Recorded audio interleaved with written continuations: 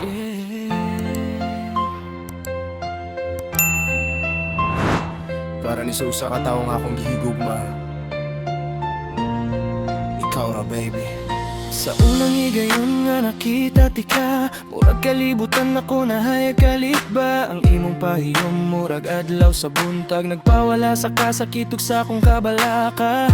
Bisan sa kalisod ang agiyanan, ikaw gihapon na akong padulngan. Kaysa imong mga mata akong nakita, ang gugmang dugay na akong gipangita. Ikaw ra ang sulod sa akong kasing-kasing termina. Bisan nasa kumo ato, ikaw akong dala. Kay ikaw ra gud ang akong gihigugma. Ikaw ra walay lain nga makapuli mo ba. Hangtod sa katapusan magubanta, ikaw ra gyud ang akong gugma.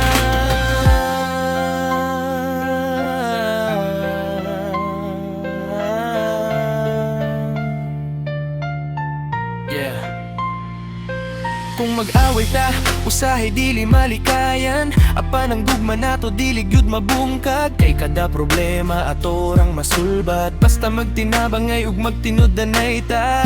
Ikaw akong inspirasyon matakadlaw. Ikaw ang rason nga nung kusog ko karon ug kung hadagan ko gusa ka pangandoy. Ikaw gihapon akong piliyon ang tut sa kahang. Ikaw ra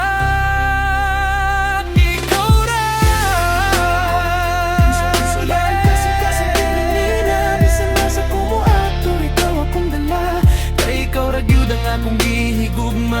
Ikaw ra walay lain nga makapuli mo ba. Hangtod sa katapusan magubanta, ikaw ra gyud ang akong gugma.